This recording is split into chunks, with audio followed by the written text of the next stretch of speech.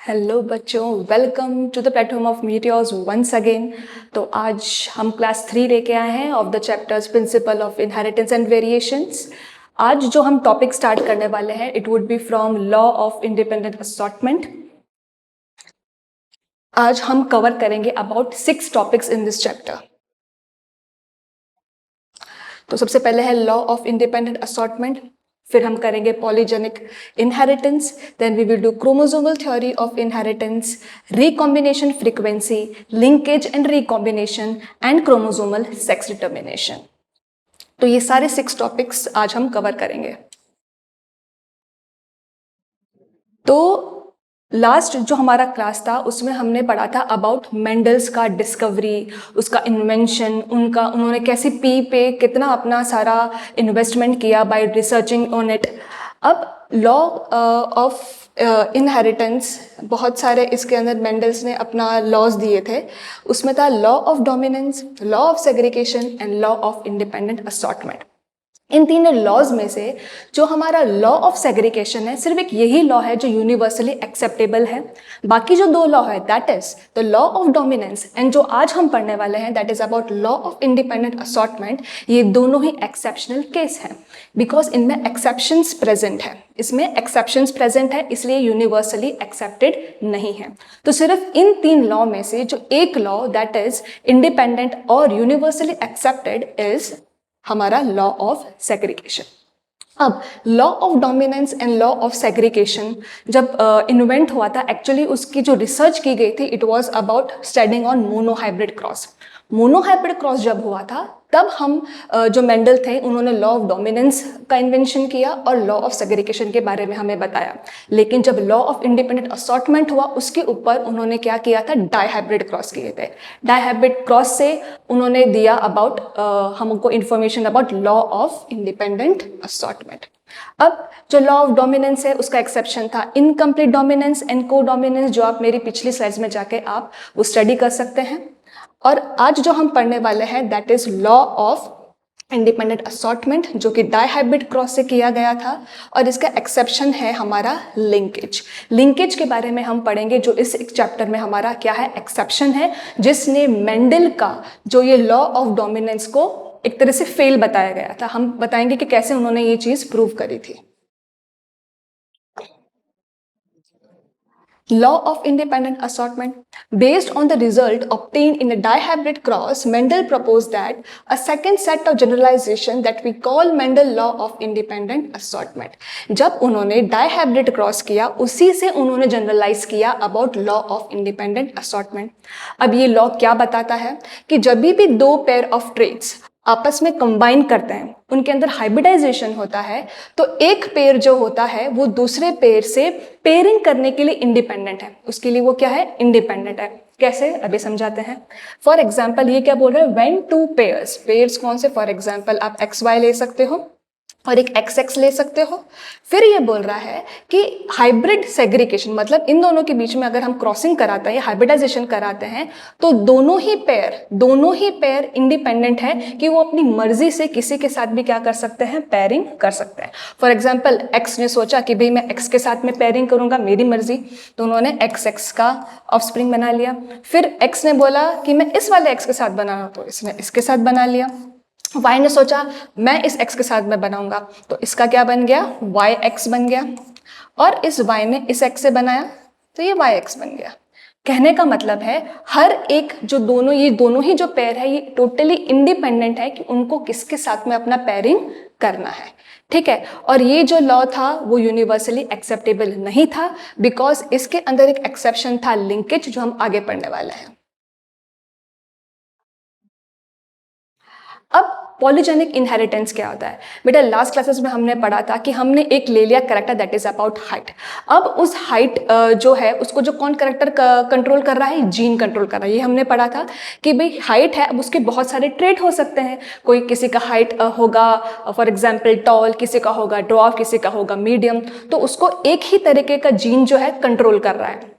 ठीक है, फिर हमने बाद में पढ़ा था अबाउट सीड का जीन। उसमें क्या था कि एक जीन है जो 2 करेक्टर को क्या कर रहा है, कंट्रोल कर रहा है। उसमें क्या था कि एक जो जीन था जो हमें जो हमने लास्ट क्लास में पढ़ा था कि कोई बी जीन है अबाउट द प्लांट, ये बी जीन दो कैरेक्टर को क्या कर रहा है, कंट्रोल कर रहा है। कौन से दो कैरेक्टर थे, एक था हमारा सीड का शेप, एक था हमारा सीड का शेप, और दूसरा उसमें कितना स्टार्च का सिंथेसिस हो रहा है। ये जो कैरेक्टर है जीन का, ये दो कैरेक्टर को क्या कर रहा था, कंट्रोल कर रहा था।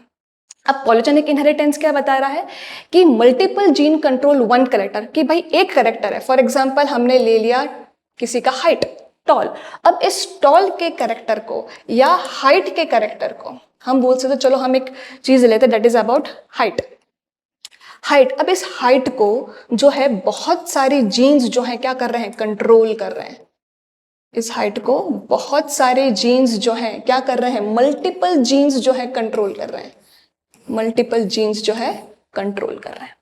ठीक है, अब depends on the number of dominant allies. अब कितने डोमिनेंट एली है उतना ही उसका स्ट्रॉन्गेस्ट कैरेक्टर सामने आएगा, जितने डोमिनेंट एली उतना ही स्ट्रॉन्गेस्ट वो अपना ट्रेट का एक्सप्रेशन देगा।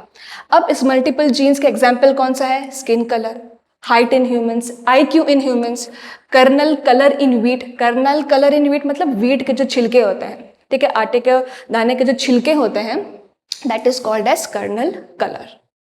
ठीक है, होप यू अंडरस्टूड कि भाई एक कैरेक्टर है उसको मल्टीपल जीन्स जो है क्या कर रहे हैं, कंट्रोल कर रहे हैं। ठीक है, मल्टीपल जीन्स क्या कर रहे हैं, कंट्रोल कर रहे हैं। ठीक है, जैसे कि हमने एग्जाम्पल लिया है about skin colour. Skin colour के अंदर it is controlled by 3 polygenes. क्या है, 3 पॉलीजीन्स। अभी जो 3 पॉलीजीन्स कौन से हैं, ए कैपिटल हो जाएगा इधर,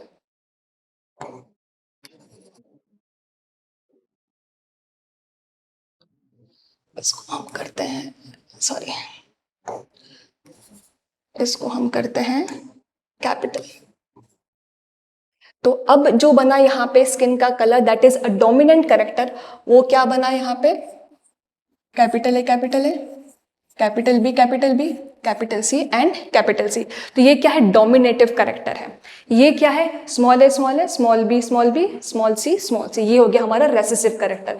तो ये जो आपने पिछले साइड में देखा था कि डोमिनेंट कैरेक्टर्स जो हैं, जितने ज्यादा डोमिनेंट कैरेक्टर होंगे उतना ज्यादा वो एक्सप्रेस होके आएगा उसका कैरेक्टर।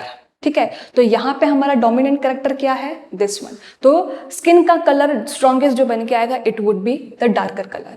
अब जितना ही भी यहाँ पे रेसेसिव कैरेक्टर पे आप जा रहे हो उतना ही इंडिविजुअल का लाइटर कलर होता जाएगा। तो जितने डार्कर कलर के डोमिनेंट एलीज होंगे वो डार्क कलर का इंडिविजुअल बनेगा, उसको हम क्या बोलते हैं, निग्रो। ठीक है, और जो रेसेसिव एलीज है जो हम ये देख सकते हैं उससे क्या बनेगा, हमारा लाइटर कलर के ऑर्गेनिजम्स। क्या बनेंगे, लाइटर कलर के ऑर्गेनिजम्स बनेंगे, और उसको हम बोलेंगे एल्बिनो। अब जो मिक्स्ड आए एलीज, फॉर एग्जांपल आ गए हमारे मिक्स्ड एलीज। कैसे alleles, capital A small A, capital B small B, capital C small C, मतलब इन दोनों का अगर मिक्सचर अगर आ गया तो उसमें जो इंटरमीडिएट कलर का वो इंडिविजुअल होगा जिसको हम बोलेंगे मुलेट। हम क्या बोलेंगे, मुलेटो। इस पूरा स्लाइड का कंक्लूजन क्या है कि जितने डोमिनेंट कैरेक्टर होंगे उतना ज़्यादा स्ट्रॉन्गेस्ट उस ट्रेट का कैरेक्टर निकल के आएगा। तो यहाँ पे हम समझ सकते हैं कि जितना डार्कर कलर का इंडिविजुअल है उसका मतलब सबसे स्ट्रॉन्गेस्ट एली उसके पास है, सबसे ज़्यादा उसके पास में डोमिनेंट एलील्स हैं। जितना लाइटर कलर होगा उतना रेसेसिव कैरेक्टर्स, रेसेसिव एलील्स उनके पास में है, और इन दोनों का इंटरमीडिएट जो होगा that would be of medium colour का skin colour, that is mulatto. अब देख सकते हो, अब ये है नेग्रो। नेग्रो मतलब यहाँ पे जो हमने एलील्स हम लेंगे जो यहाँ पे प्रोड्यूस होंगे it would be A B B and C. ठीक है, फिर आप थोड़ा सा इंटरमीडिएट पे गए तो कैपिटल ए स्मॉल है, कैपिटल बी स्मॉल सी, कैपिटल सी स्मॉल सी, और यहाँ पे अगर है तो सारे ही हमारे पास में क्या होंगे, रेसेसिव कैरेक्टर्स होंगे। अंडरस्टूड? ऐसे very light, medium, dark. Dark में गए डोमिनेंट एलील्स, लाइट में गए रेसेसिव एलील्स। अब पॉलीजेनिक इनहेरिटेंस जो अभी हमने पढ़ा, अगर हम उसका डेफिनेशन अगर हम लिखे तो हमको क्या लिखना है कि polygenic inheritance is a inheritance of a trait control by 2 और मोर जीन्स। कोई भी एक ऐसा ट्रेट जिसको 2 या 2 से ज्यादा जीन्स कंट्रोल कर रहे हैं उसको हम क्या बोलेंगे, पॉलीजेनिक इनहेरिटेंस। ठीक है, अब जो मल्टीपल जीन्स है they control one character. Trait depends upon the number of dominant allele. Trait ultimately depend किस पे कर रहा है, उसका जो स्ट्रॉन्गेस्ट कैरेक्टर तभी बाहर निकल के आएगा जितने उसके पास में डोमिनेंट कैरेक्टर्स होंगे। और इस वजह से वो मिक्सिंग कर रहे हैं, कभी रेसेसिव के साथ हो रहा है, कभी प्योरली डोमिनेंट कैरेक्टर आ रहा है, कभी प्योरली रेसेसिव कैरेक्टर आ रहा है, कभी इंटरमीडिएट आ रहा है। इस वजह से हमें बहुत सारे क्या मिलेंगे, वेरिएशंस मिलेंगे। एग्जाम्पल जैसे हमने अभी स्किन कलर का किया था, वैसे हाइट में होगा, IQ ऑफ ह्यूमंस में होगा, kernel of colour in wheat होगा। पूरा कंक्लूजन इज दैट कि the more the dominant alleles stronger would be the expression of the traits. ठीक है। अब मेंडल जो है, Mendel started his work on pea in 1856 and publish it in 1865।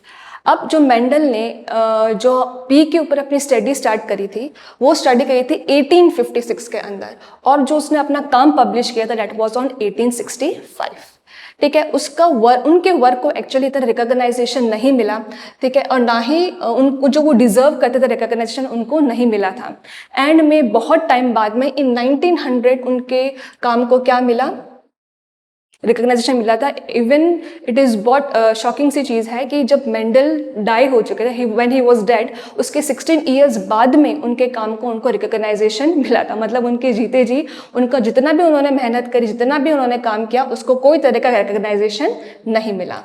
ठीक है। उनके कोई भी वर्क को बिल्कुल ही अननोटिस किया गया, अनएप्रिशिएटेड किया गया, जिसके बहुत सारे दूसरे रीजंस थे। ठीक है। अब क्या रीजंस थे, क्या रीजन की वजह से मेंडल का जितना सारा वर्क था, बिकॉज तो वो तो फादर ऑफ जेनेटिक्स थे, उन्होंने एक्चुअली जेनेटिक्स के अंदर जीन का इंट्रोडक्शन ही उन्होंने दिया था, लेकिन कई टाइम तक उनको अपना काम का रिकग्नाइजेशन नहीं मिला। क्यों नहीं मिला? कि सबसे पहले तो उनका कम्युनिकेशन उस जमाने में बिल्कुल भी इजी नहीं था। ईमेल्स नहीं होते थे, इंटरनेट्स नहीं होते थे, मैसेजिंग कुछ भी नहीं होता था। ठीक है। और उनके जो फैक्टर्स थे, फैक्टर्स कौन से? जीन्स बिल्कुल भी स्टेबल या डिस्क्रीट यूनिट, जो उन्होंने बात करी थी कि डिस्क्रीट यूनिट की तरह होता है जीन जो हमारा फैक्टर है, ठीक है, वो बिल्कुल भी स्टेबल नहीं होते हैं। तो ये सारी चीजें जो उनके को साइंटिस्ट थे उनके समझ के एकदम बिल्कुल ही परे थी। उनको समझ ही नहीं आ रहा था कि वो एक्चुअली क्या एक्सप्लेन करना चाह रहे हैं, बिकॉज उनके पास में कोई भी फिजिकल प्रूफ था ही नहीं अपनी चीजों को एक्सप्रेस करने के लिए। ठीक है। दूसरा जेनेटिक था, साइंटिस्ट बायोलॉजी से रिलेटेड होते तो उनको मैथमेटिकल एनालिसिस और स्टैटिकल एनालिसिस की थोड़ी कम चीज़ें समझ में आई, और वो समझ ही नहीं पा रहे थे कि मेंडल एक्चुअली बताना क्या चाहते हैं। तो उनके जो को साइंटिस्ट थे बिल्कुल भी उनके वर्क से सेटिस्फाई नहीं थे। ठीक है। बिकॉज उनके पास में फिजिकल प्रूफ नहीं था। ठीक है। दूसरा सबसे मोस्ट इंपॉर्टेंट, जहां हम जीन्स की बात करते हैं, आज के टाइम में हमें पता है भाई क्रोमोजोम है, क्रोमोजोम के अंदर जीन्स होता है, we know about cell division, we know about mitosis, meiosis, chromosome, सबके बारे में हमको पता है। लेकिन उस समय ना सेल डिवीजन के बारे में पता था, ना माइटोसिस के बारे में पता था, ना मियोसिस के बारे में पता था। तो ये सारे 5 points you have to write if the question comes which is most important. इसमें आपको शॉर्ट नोट पूछा जाता है इन योर एग्जाम्स कि आप प्लीज मतलब आप ये बताइए कि क्यों, क्या रीजन रहे होंगे मेंडल के जो उसका वर्क जो है रिकॉग्नाइज नहीं हुआ था। तो you can write all these 5 points. फिर आया chromosomal theory of inheritance. Entry हुई 2 साइंटिस्ट की, जिसने at the end, at last Mendel के वर्क को रिकॉग्नाइज किया, और उन्होंने अपने थीसिस में बताया कि कैसे मेंडल का जो इन्वेंशन था, डिस्कवरी था, कैसे उन लोगों ने उनके एनालिसिस से अपना क्रोमोसोमल थ्योरी ऑफ इनहेरिटेंस बनाने में ये सब उन लोगों ने हेल्प किया। तो क्रोमोसोमल थ्योरी ऑफ इनहेरिटेंस जो है वॉल्टर सुटन और थियोडर बोवरी ने किया था। ठीक है। किस पे किया था? उन्होंने 2 चीजें करी। सबसे पहले उस समय तक माइक्रोस्कोप का इन्वेंशन हो चुका था, तो work would be more easier. दूसरा, उन्होंने मेंटल की पूरी सेल की थ्योरी पे इन्वेस्टिगेट किया, उसका एनालिसिस किया। उससे उनको क्या पता चला कि क्रोमोसोम्स जो है एक्चुअली क्रोमोसोम ही है जो जीन को आगे लेके जा रहे हैं। दूसरा एक चीज था कि क्रोमोसोम सेग्रीगेट करते हैं और अपने आप पेयरिंग बनाने का उनके अंदर इंडिपेंडेंस होता है, जो हमने लास्ट स्लाइड में पढ़ा था कि अगर XY और XX अगर 2 पेयर्स है क्रोमोसोम्स के, तो वो अपने हिसाब से क्या करते हैं, इंडिपेंडेंटली अपना पेयरिंग करते हैं। दूसरा, उन्होंने क्या इन्वेंट किया कि जो जीन जो एक जनरेशन दूसरी जनरेशन के अंदर जा रहा है, it is through the chromosomes. अब हमें पता है about cell division, G1 G2, meiosis phase कैसा होता है, मियोसिस 2 एनाफेज कैसा होता है, और उससे क्या बन रहे हैं, हमारे 4 गैमेट्स बन रहे हैं। यहाँ मैं आपको बताना चाह रही हूँ इस स्लाइड के थ्रू कि कैसे इंडिपेंडेंट असॉर्टमेंट होता है क्रोमोसोम्स के बीच में, जहाँ पे वो बिल्कुल भी बंदिश में नहीं होते कि हमको इसी के साथ में पेयरिंग करना है। दे आर टोटली इंडिपेंडेंट कि उनको किसके साथ में अपना पेयरिंग करना है। जैसे कि आप यहाँ पे देख सकते हो, long strands of orange chromosome है, ग्रीन के साथ में, येलो के साथ में रेड है, बीच में क्या हुआ इनका, सेल डिवीजन हुआ, मियोसिस 2 एनाफेज हुआ, 4 गैमेट्स बने, ऑरेंज के साथ में ग्रीन, येलो के साथ में रेड। दूसरा इसी का सेकंड पॉसिबिलिटी क्या हो सकता है कि या तो जब इन दोनों के बीच में सेल डिवीजन हो रहा है या तो ये वाले 4 गैमेट्स बनाएंगे, या पॉसिबिलिटी क्या हो सकती है कि ये ऑरेंज के साथ में रेड बनाए और येलो के साथ में ग्रीन बनाए। तो ये पॉसिबिलिटीज हो सकती है, मतलब ये टोटली इंडिपेंडेंट है, इनको किनके साथ में पेयरिंग करना है। तो यही है हमारा law of independent assortment, where the chromosomes are totally independent to whom they have to pair with। फिर है experimental verification of chromosomal theory of inheritance was given by Thomas Hunt Morgan.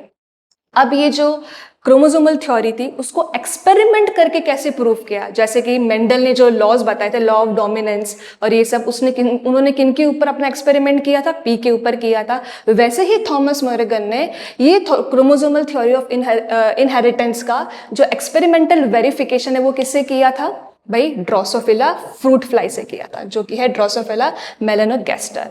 इनके ऊपर उन्होंने स्टडी किया और experimental basis दिए about chromosomal theory of inheritance.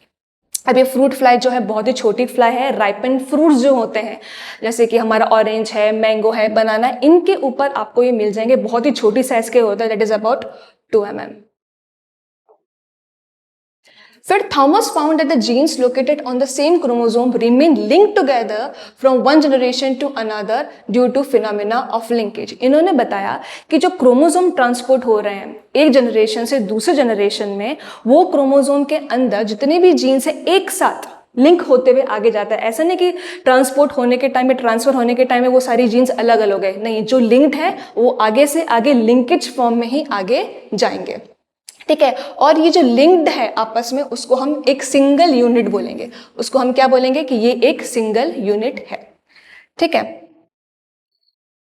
फिर है the Mendelian dihybrid cross ratio 9:3:1 is modified as a 2 gene fail to assort independently due to linkage. तो Mendelian ने जो डाइहाइब्रिड क्रॉस दिया था, ये जो क्रॉस का हमने रेशियो पढ़ा था लास्ट में, इस रेशियो से एक्चुअली थॉमस ने इसको फेल कर दिया, ये वाला रेशियो, बिकॉज इन्होंने प्रूव कर दिया by the his experimental things कि जो क्रोमोसोम्स होते हैं they are independent to cross और लिंक विद अदर क्रोमोसोम्स जिसके साथ भी वो चाहें।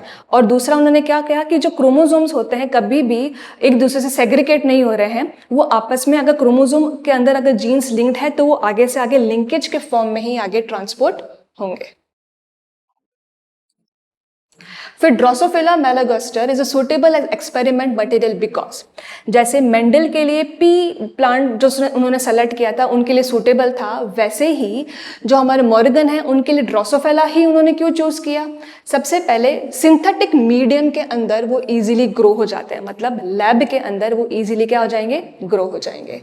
फिर single mating produce large number of offspring, एक बार मेटिंग हुआ बहुत सारे ऑफस्प्रिंग हमको एक साथ मिल गए। उनकी लाइफ साइकिल सिर्फ 2 वीक्स की होती है, जल्दी बॉर्न होंगे, जल्दी डाई होंगे, ठीक है। मेल का साइज छोटा है, फीमेल का साइज ज्यादा है। और मॉर्फोलॉजिकली अगर आप देखो तो उनके अंदर सिर्फ 8 क्रोमोसोम थे या 4 क्रोमोसोम के ही पेयर थे। तो बिकॉज जितने भी हेरिडिटी वेरिएशन से at of course human being से बहुत कम थे, जहाँ ह्यूमन बींग के अंदर 46 क्रोमोसोम्स होते हैं, इनके पास सिर्फ 8 क्रोमोसोम थे। तो इनको स्टडी करने के लिए बहुत कम टाइम लगा और स्लो, मतलब एकदम ही लो पावर माइक्रोस्कोप के अंदर भी वो उसको इजीली क्या कर सकते थे, स्टडी कर सकते थे। इसलिए हर तरीके से उनको जो ड्रोसोफिला है बहुत ही एक ईजी मतलब एक्सपेरिमेंटल एक स्पेसिमेन मिला जिसपे वो अपना वर्क कर सकें। This is Drosophila. अब मोस्ट इंपॉर्टेंट पार्ट है ये chromosomal mapping, this is a recombination frequency. आज हम इसमें अब हम पढ़ेंगे about chromosomal mapping. Used recombination frequency as a measure of distance between the genes and mapped their position in the chromosome. For example, अगर ये हमारा क्रोमोसोम है, ठीक है, अब क्रोमोसोम में हमें पता है कि जीन्स होते हैं, ठीक है, तो क्रोमोसोमल मैपिंग एक्चुअली क्या है कि भाई इन क्रोमोसोम्स के बीच में डिस्टेंस कितना है, इन क्रोमोसोम्स के बीच में डिस्टेंस कितना है। The relative distance between the genes was indicative by the percentage of recombination और क्रॉसिंग ओवर, मतलब ए और बी के बीच में, बी और सी के बीच में, सी और डी के बीच में कितना डिस्टेंस है वो हम कैसे करेंगे, परसेंटेज के फॉर्म में उसको बताएंगे। जैसे कि 1% recombination frequency is equal to 1 cm, that is centimorgan. It is not centimetre, it is centimorgan, because Morgan ने इन्वेंट किया तो उसी के नाम पे उन्होंने यूनिट रख दी, that is cm, that is centimorgan. तो अगर ए और बी के बीच में अगर हम देखें ए और बी के बीच में 50% डिस्टेंस है तो हम उसको क्या बोलेंगे, 50 cm। क्या बोलेंगे उसको, 50 cm, ठीक है। बी और सी के बीच में अगर 30% रिकॉम्बिनेंट फ्रीक्वेंसी है तो हम उसको कैसे डिनोट करेंगे, 30 cm। सी और डी के बीच में 20% है तो हम उसको कैसे डिनोट करेंगे, 20 सेंटीमोर्गन। और अगर डी और सी और डी के बीच में अगर फॉर एग्जांपल 10% रिकॉम्बिनेंट फ्रीक्वेंसी है तो हम उसको लिखेंगे 10 cm। तो recombinant frequency equals to 1 centimorgan. It is all about the distance between the two genes, how they are placed in the chromosomes.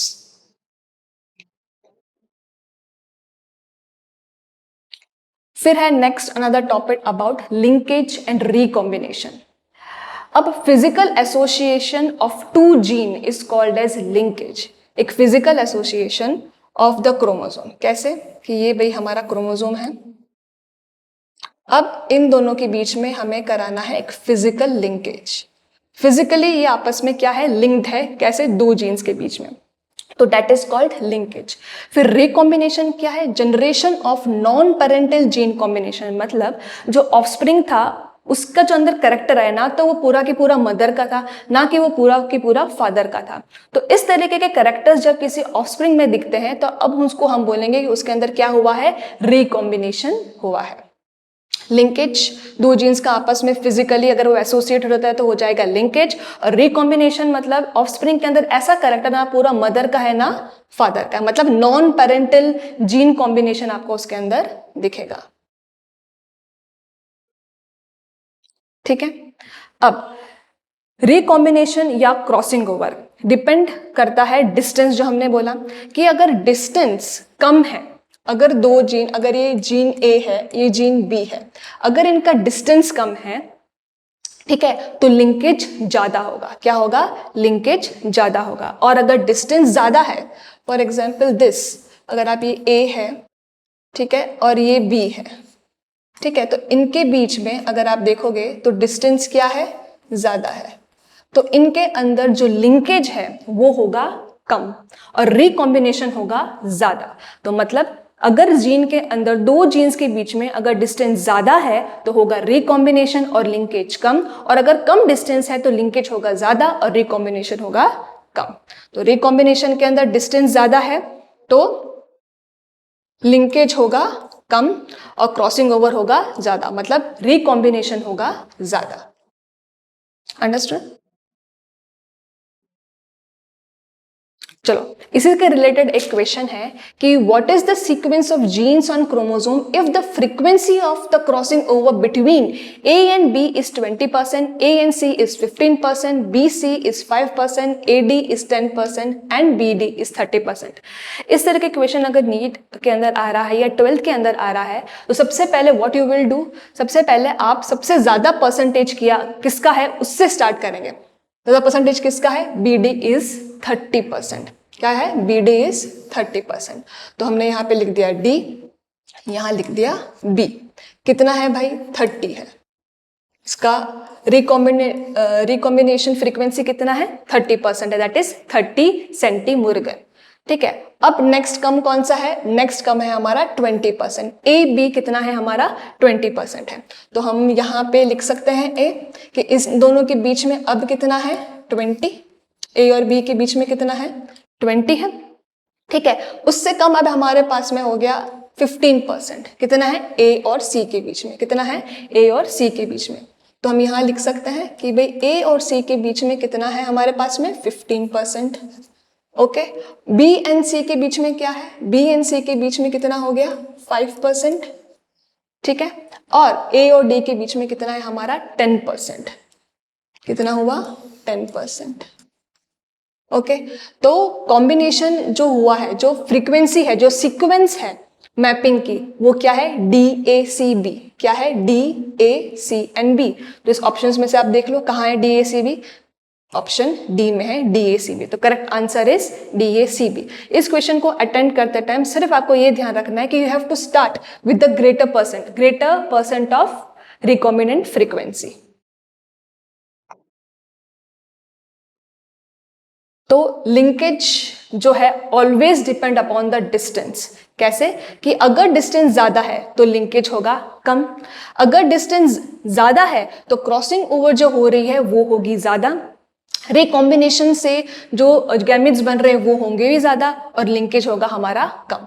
वहीं पे अगर डिस्टेंस कम है तो लिंकेज भी क्या होगा? Linkage is more.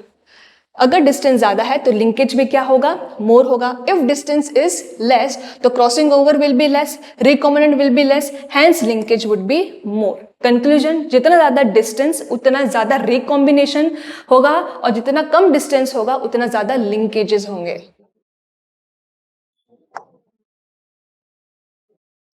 अब जो थॉमस मुर्गन ने जो ड्रोसोफिला लिया उसके अंदर उन्होंने 3 कैरेक्टर्स को चुना। कितने चुना? 3 कैरेक्टर। मेंडल्स ने कितने चुने थे? 14 अलग अलग ट्रेड्स चुने थे। ठीक है, इसमें ड्रोसोफिला में से 3 कैरेक्टर जो है थॉमस ने किया था, that was body colour, I colour and wing colour. सबसे मोस्ट इंपॉर्टेंट चीज क्या है कि थॉमस मुर्गन ने जितने भी कैरेक्टर जो देखे थे वो सिर्फ एक्स क्रोमोसोम पे ही देखे थे। किस पे देखे थे? Only on the X chromosome. Most important thing, जितने भी ये कैरेक्टर्स हैं ये सारे characters was on X chromosome. They all were at X chromosome. अब जो हमारे मुर्गन साहब हैं उन्होंने ये सोचा कि मेंडल ने कैसे बताया डोमिनेंट कैरेक्टर, रिसेसिव कैरेक्टर, तो मैंने जो स्टडी करी है वो एकदम सेम तो नहीं करूंगा, कुछ तो नया लेके आऊंगा। तो उन्होंने क्या किया? जितने भी डोमिनेंट कैरेक्टर थे उसके ऊपर क्या लगा दिया? प्लस के साइन लगा दिया, पॉजिटिव साइन लगा दिया। तो मतलब अगर कोई भी ट्रेट के अंदर अगर डोमिनेटिव कैरेक्टर है तो उनमें उन्होंने क्या लगा दिया? प्लस के साइन लगा दिया। ठीक है, या उन्होंने क्या बोला कि जितने भी डोमिनेंट कैरेक्टर है वो उसको हम बोलेंगे वाइल्ड टाइप। क्या बोलेंगे? Wild type. सारे डोमिनेंट कैरेक्टर क्या होंगे हमारे? Wild type. और ये हमारे सारे रेसेसिव कैरेक्टर, इनके ऊपर कोई तरह के साइंस नहीं है, सिर्फ डोमिनेंट कैरेक्टर पर उन्होंने क्या लगाया? पॉजिटिव के साइंस लगाए। और जो जो डोमिनेंट कैरेक्टर है उन्होंने एक उनको सिंगल नाम दे दिया कि दैट इज, ये क्या है? वाइल्ड टाइप के हैं। तो यहाँ पे डोमिनेंट कैरेक्टर जो वाइल्ड टाइप के है वो कौन से? Y+, W+ और M+। रेसेसिव कैरेक्टर्स है simple Y, W and M। तो बॉडी कलर जो है अगर ब्राउन है तो वो डोमिनेंट ड्रोसोफिला है। अगर उस ड्रोसोफिला का आई कलर रेड है तो डोमिनेंट कैरेक्टर है। विंग टाइप नॉर्मल होनी चाहिए, और अगर रेसेसिव कैरेक्टर है तो उसका बॉडी कलर होगा येलो, आई का कलर होगा व्हाइट, और विंग होगा मिनिएचर। मिनिएचर मतलब स्मॉल विंग्स वाले ड्रोसोफिला। ठीक है, तो एक कोई भी एक जो हमारा वाइल्ड टाइप है उसका एक कैरेक्टर अगर आप बता दो ड्रोसोफिला का, तो वो क्या है कि उसका अगर बॉडी का कलर ब्राउन है या उसके आंखों का कलर रेड है तो वो क्या बन गया? हमारा वाइल्ड टाइप कैरेक्टर बन गया। इसमें आपको सबसे मोस्ट इंपॉर्टेंट चीज जो आगे हम जनरेशन में जो पुनेट स्क्वायर करने वाले हैं, क्रॉसिंग करने वाले हैं, सबसे मोस्ट इंपॉर्टेंट चीज जो हमें ध्यान रखना है वो ये है कि जितने भी ये कैरेक्टर्स या ट्रेड्स दिखे थे, ये सारे ट्रेड्स, ये सारे characters are of was only found on X chromosome, not on Y chromosomes. चलो, अब ये है क्रॉस ए, ये है क्रॉस बी। इसमें लिंकेज के अकॉर्डिंग इन्होंने जो हमने बात करी थी उसके अकॉर्डिंग उन्होंने क्रॉसिंग ओवर लिया। ठीक है, सबसे पहले क्रॉस ए में उन्होंने लिया कैरेक्टर ऑफ बॉडी कलर और आई कलर। बॉडी कलर क्या था? Red colour. आइस कलर का कलर क्या था? रेड कलर था। ठीक है, और वाइल्ड टाइप इन्होंने लिया।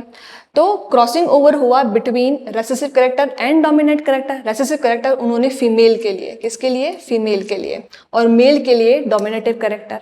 अब ये ब्लैंक क्यों है? यहाँ पे तो है, यहाँ पे क्यों नहीं है?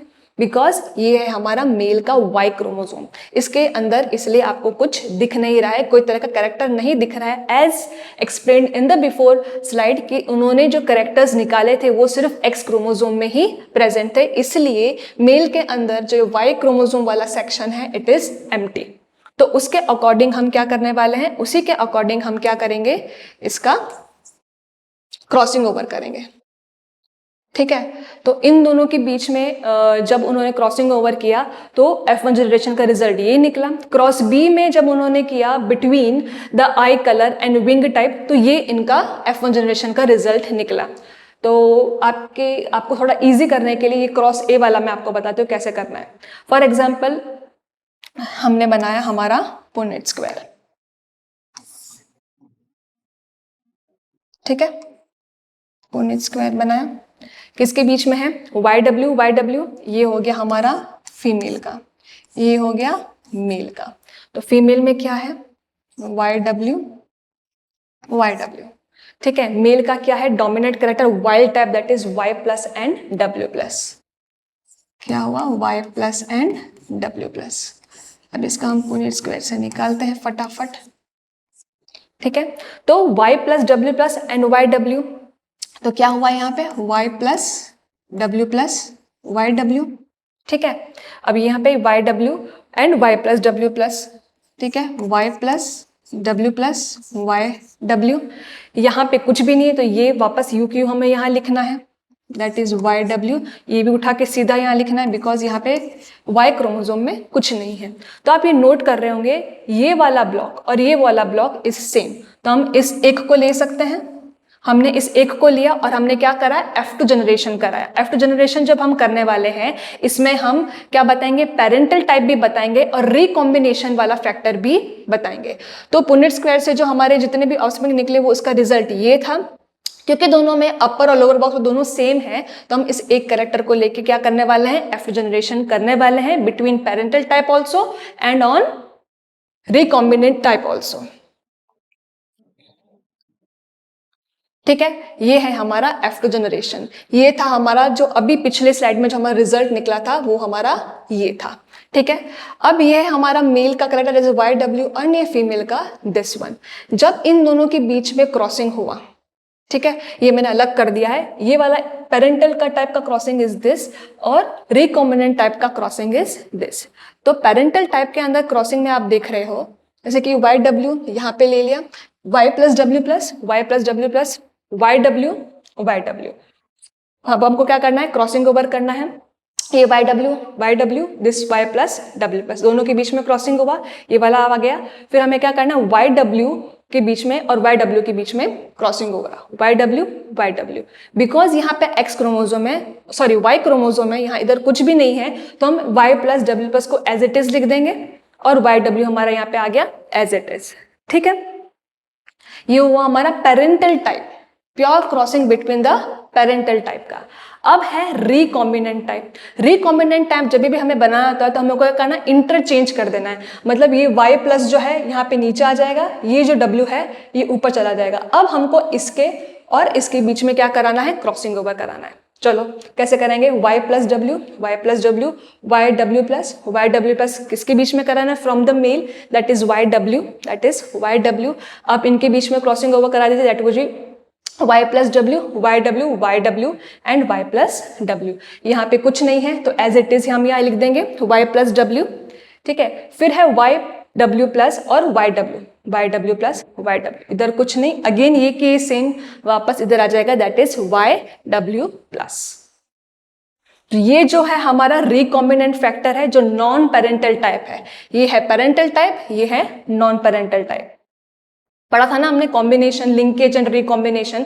तो ये हमारा है रिकॉम्बिनेंट टाइप ऑफ क्रॉसिंग जिसके अंदर इंटरचेंज, बस हमको क्या करना है? इंटरचेंज करना है। ये W प्लस नीचे आ जाएगा, ये W ऊपर चला जाएगा, देख रहे हो यहाँ पे। इस तरह से हमें क्या करना है? रिकॉम्बिनेंट करके पूरा हमको ये शो करना होता है पुनेट स्क्वायर का। अब क्रॉस ए में हमें क्या पता चला कि डिस्टेंस बिटवीन द जीन क्या था, कम था। डिस्टेंस बिटवीन द जीन कम क्या, तो ज्यादा क्या होगा, लिंकेज होगा। अगर डिस्टेंस कम मतलब लिंकेज ज्यादा, लिंकेज ज्यादा तो हमको ज्यादा परसेंटेज में क्या मिलेगा, पेरेंटल टाइप मिलेगा। क्या मिलेगा, पेरेंटल टाइप। तो अगर डिस्टेंस अगर कम है तो लिंकेज ज्यादा होगा और रिकॉम्बिनेशन क्या होगा, कम होगा, लो स्टेट पे होगा, लोअर हमको मिलेगा। कितना मिला पेरेंटल टाइप, 98.7%, और रिकॉम्बिनेशन टाइप कितने मिले, ओनली 1.3%। लेकिन जब हमने क्रॉस बी किया उसमें था डिस्टेंस ज्यादा, डिस्टेंस ज्यादा मतलब लिंकेज कम, लिंकेज कम मतलब रिकॉम्बिनेशन टाइप्स में हमको ज्यादा मिलेगा। तो यहाँ पे एकदम से बढ़ गया रिकॉम्बिनेशन टाइप, क्या हुआ 37.2%, और पेरेंटल टाइप कितना निकला 62.8%। पूरा कंक्लूजन ये है कि जितना डिस्टेंस ज्यादा होगा दो जीन्स के बीच में उतने ज्यादा रिकॉम्बिनेशन टाइप्स हमको मिलेंगे, और जितना डिस्टेंस कम होगा उतना लिंकेज ज्यादा होगा और उतने ज्यादा हमको पेरेंटल टाइप हमको ज्यादा मिलेंगी चीजें। तो कंक्लूजन क्या है कि भाई आई colour, body colour, I colour and body colour, इनके बीच में हमने लिंकेज कराया। तुम्हारे एनसीईआरटी के बुक्स में ए एंड बी के बीच में दे रखा है, सी नहीं दे रखा। ठीक है, तो अकॉर्डिंग टू योर जो एनसीईआरटी का बुक है उसमें ए और बी दे रखा है, सी के बारे में नहीं देखा। उसमें ए और बी के बीच में जब क्रॉसिंग ओवर, मतलब आई कलर और बॉडी कलर के बीच में जब क्रॉसिंग ओवर हुआ तो हमें कितने पेरेंटल टाइप मिले, 98.7। रिकॉम्बिनेंट कितना मिला, 1.3%। वहीं पे बी और सी के बीच में कराया, मतलब बॉडी कलर और आई कलर के बीच में जब हमने क्रॉसिंग ओवर कराया तो हमको ज्यादा रिकॉम्बिनेंट फैक्टर मिले, दैट इज 37.2%, और पेरेंटल मिले 62.8%। वैसे ही अगर आप चाहो तो वैसे आई कलर और बॉडी कलर के बीच में भी आप क्या करा सकते हो, क्रॉसिंग ओवर करा सकते हो। उसमें पेरेंटल टाइप आपको मिलेगा 61.5% और रिकॉम्बिनेंट टाइप मिलेगा 38.5%। चलो, इस पे लिंकेज पे क्या क्वेश्चन आया कि कितना नंबर ऑफ लिंकेज आपको मिलेगा अगर हम ह्यूमन मेल और फीमेल की बात करें। तो हमको पता है मेल और फीमेल में कितने क्रोमोसोम्स होते हैं, 46 क्रोमोसोम होते हैं या 23 पेयर्स होते हैं। तो 46 क्रोमोसोम में कितना लिंकेज हुआ कि हमको मिले, तो कितने होंगे टोटल लिंकेज इनके बीच में, 23। पेयरिंग हो रही है, 46 क्रोमोसोम है, कितना लिंक हुआ, 23 पेयर्स। उसमें से 22 क्या होते हैं, ऑटोसोम्स क्रोमोसोम। ऑटोसोमल क्रोमोसोम्स क्या होते हैं, जो डिफरेंट ग्रोथ के लिए यूज होते हैं। वेरएज जो सेक्स क्रोमोसोम्स है वो कितना है, एक पेयर का है, that is X and Y in male. और फीमेल में बात करो अगेन 22 क्या होंगे, हमारे ऑटोसोमल क्रोमोसोम्स होंगे, और सेक्स क्रोमोसोम कितना होगा, XX। ओके, तो मेज has 10 pair of chromosome, how many linkage group. अब भाई 10 पेयर ऑफ क्रोमोसोम है तो लिंकेज कितना हुआ भाई, 5 लिंकेज हुआ। कितना हुआ, 5 लिंकेज। अंडरस्टूड। ह्यूमन में 46 क्रोमोसोम, कितने पेयर बने, 23। ठीक है, मेज के अंदर 10 पेयर ऑफ क्रोमोसोम, कितने लिंकेज बने, 5। चलो, अब जो पेरेंट है that is red eye, brown eye, white eye, yellow eye, इनके बीच में हमने कराया क्रॉसिंग। तो ये 4 कंडीशंस हमको मिल सकती है।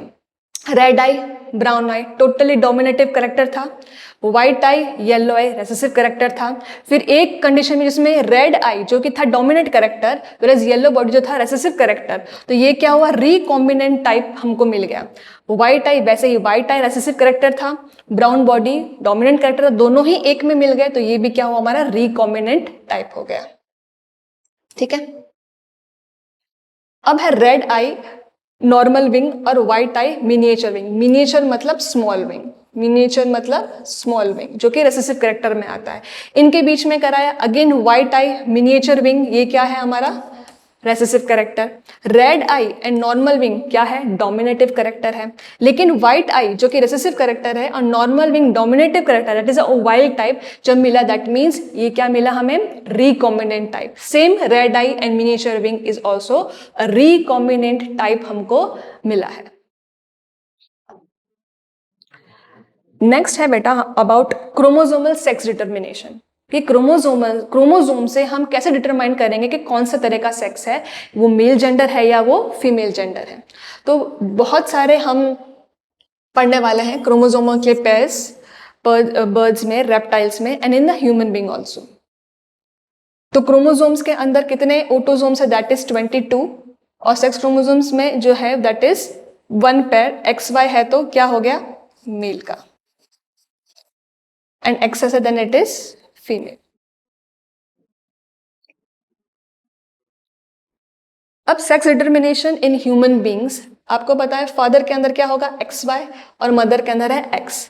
जब भी there is a fertilization between the gametes, क्या फॉर्म हुआ, जाइगोट, दैट इज ऑफस्प्रिंग। तो जब भी फर्टिलाइजेशन हो रहा है तो they are independent to do the pairing according to the law of independent assortment. तो X है, अगर वो मीट कर रहा है with the X gamete of male तो क्या बनेगा, XX। Then X again meet कर रहा है from X, that would B again XX। अगर Y chromosome is meeting with the X chromosome of mother तो होगा XY, and Y chromosome meeting with the X chromosome of mother again बना XY। तो अब ये देख रहे हो दोनों साइड में आपको 50-50 प्रोबेबिलिटी है कि जेंडर या तो फीमेल होगा या मेल होगा, depends at that time independent assortment के अकॉर्डिंग कौन सा क्रोमोसोम किसके क्रोमोसोम से पैरिंग कर रहा है।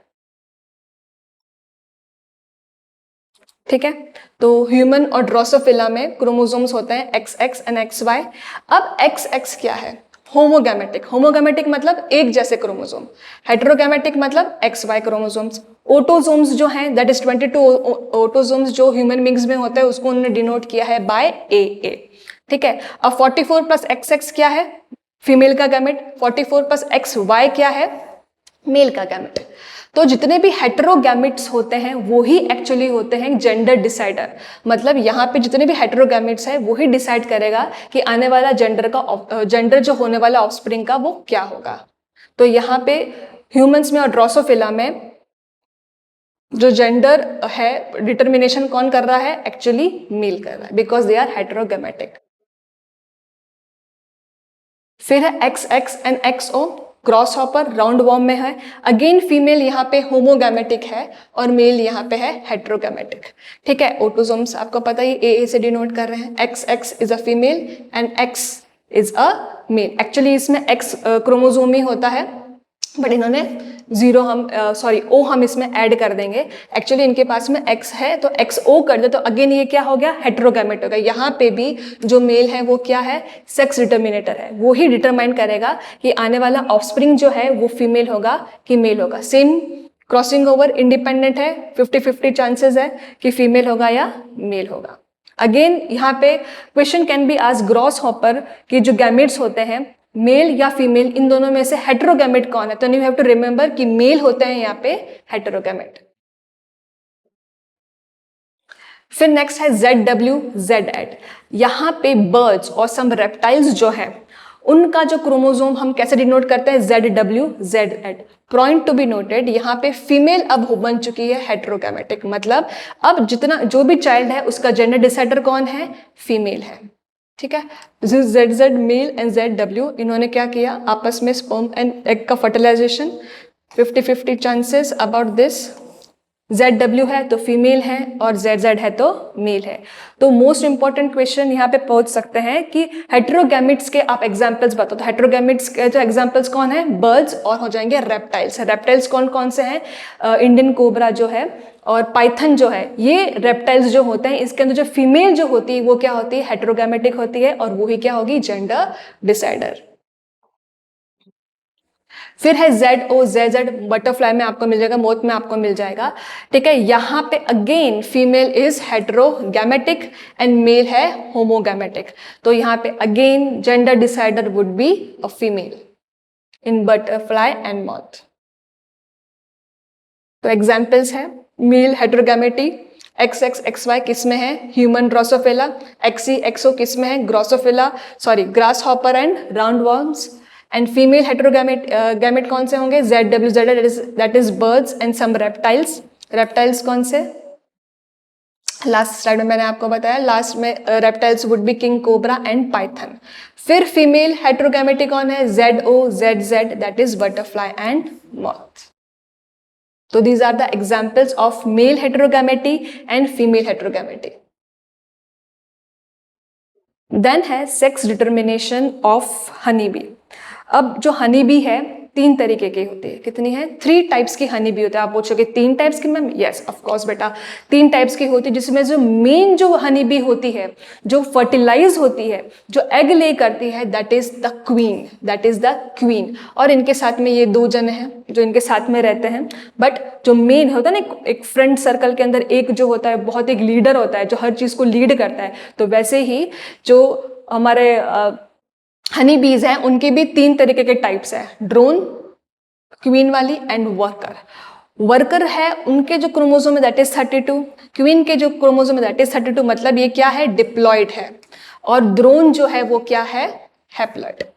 अब पॉइंट टू बी नोटेड, जो ड्रोन्स होते हैं वो स्टेराइल होते हैं, मतलब they are not capable for the reproduction, where as queen जो है और जो वर्कर है they are able to reproduce.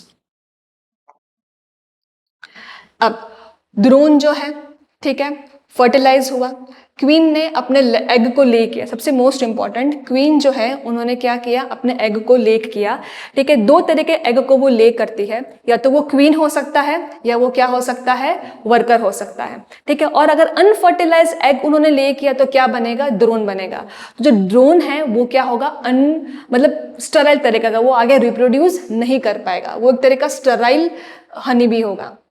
तो अगर क्वीन अपना एग को ले कर रही है तो 2 कंडीशन हो सकते हैं। ठीक है, तो पहले इस कंडीशन को हम पढ़ते हैं। इस कंडीशन के अंदर मियोसिस के through, without fertilization, without meeting of egg and sperms, parthenogenesis से उन्होंने एग को ले कर दिया। और पार्थेनोजेनेसिस से जो एग ले होता है दैट इज ड्रोन, जो क्या होंगे? आगे जाके स्टेराइल होंगे। मीन्स ड्रोन्स जब बनते हैं उनका मतलब फादर पेरेंट नहीं होता है, सिर्फ मदर पेरेंट से थ्रू माइटोसिस ही वो क्या कर लेंगे? ड्रोन बना लेंगे। ठीक है, और क्या कर लेंगे? फर्टिलाइजेशन के, without fertilization, with the help of parthenogenesis they will form the drones which are haploid, that is 16। Second case में नॉर्मली फर्टिलाइजेशन हो रहा है, इसमें जाइगोट बन रहा है, 32 इसमें क्रोमोसोम्स बन रहे हैं। ठीक है, अब इसमें एक चीज होती है रॉयल जेली। तो हैचिंग के टाइम में अगर कोई हनी बी रॉयल जेली खा रही है तो वो किस में हैच होगी? वो एक्चुअली जो उनका लार्वल पीरियड होता है उस लार्वल पीरियड में वो क्वीन बी में कन्वर्ट हो जाएगी। और अगर उसने नॉर्मल फूड खाया तो वो सीधा क्या बन जाएगा? वर्कर बी बन जाएगा। क्या बन जाएगा? वर्कर बी बन जाएगा। इसमें अगेन ये इतना फर्टाइल नहीं होगी, लेकिन सबसे मोस्ट फर्टाइल वही बी होगी जिसको क्या मिला? रॉयल जेली मिली। अब ऐसा क्यों? कि रॉयल जेली के अंदर बहुत सारे क्या होते हैं? वाइटामिन, मिनरल्स होते हैं, लिपिड्स होते हैं, बायो एक्टिव मटीरियल्स होते हैं जो उसके ओवरी के फंक्शन को बहुत ज़्यादा बेटर बना देते हैं। इस वजह से जो हैचिंग के टाइम जो उसको न्यूट्रिशन मिल रहा है, किस तरीके का न्यूट्रिशन मिल रहा है in the honey bee is very important to decide between the queen honey bee and a worker honey bee. तो अगर रॉयल जेली उसने खाई तो क्या बन गया? क्वीन हनी बी बन गई, और वो सबसे ज्यादा फर्टिलाइजेशन के लिए कैपेबल होती है, बिकॉज बहुत अच्छे तरीके से उसका ओवरी क्या हो जाता है? फॉर्म हो जाता है। और क्वीन बी क्या, उनका साइज भी क्या होता है? एक्चुअली दूसरी दोनों बी से ज्यादा बड़ा होता है। ठीक है, और वहीं पर अगर वो नॉर्मल फूड खा रही है अगर, तो वो क्या बनेगी? वर्कर बी बनेगी। तो ड्रोन में हमने क्या देखा भाई? पार्थेनोजेनेसिस से without meeting with the sperm क्या कर दिया? उसने एग को ले कर दिया। तो ऑफ कोर्स उसके फादर नहीं है, लेकिन उसके क्या है? ग्रैंडफादर है। क्वीन के तो थे, क्वीन के तो पेरेंट थे, तो उसके ग्रैंडफादर होंगे, लेकिन ड्रोन का कोई भी फादर नहीं है। तो drone does not have a father but has a grandfather. अब क्वीन ने क्या किया? फर्टिलाइज एग को दिया और एक अनफर्टिलाइज एग को दिया। फर्टिलाइज एग जो दिया है आइदर वो क्वीन भी हो सकता है और वो वर्कर भी हो सकता है, वेराज जो अनफर्टिलाइज है वो सिर्फ क्या होगा? ड्रोन होगा। और ये टोटली क्या होंगे? स्टेराइल होंगे। क्या होंगे? स्टेराइल होंगे।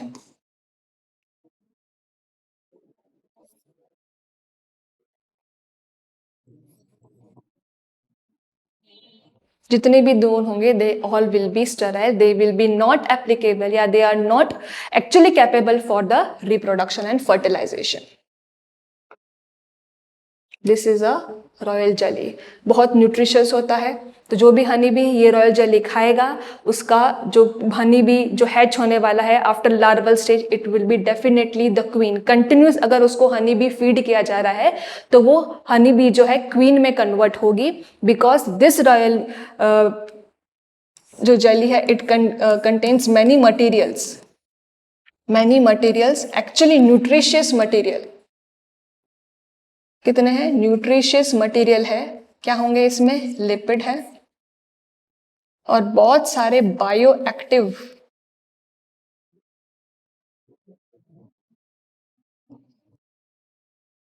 केमिकल्स जो है ओवरी को और एनहेंस करने के लिए, ओवरी को ज़्यादा डेवलप और मैच्योर बनाने में हेल्प करते हैं। इसलिए जितने भी हनी बीज है, अगर वो फीड कर रही है during its larval stage on this royal jelly, वो डेफिनेटली कन्वर्ट होगी in the queen honey B. और जो नॉर्मल फूड खा रही है वो कन्वर्ट किस में होंगे? सारे किस में कन्वर्ट होने वाले हैं? वर्कर बी के अंदर कन्वर्ट होंगे।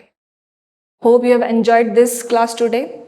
जो हमारा नेक्स्ट टॉपिक होने वाला है that would be on mutations. सारे नोट्स आप इसमें लिख लीजिएगा, it would be very helpful for you all.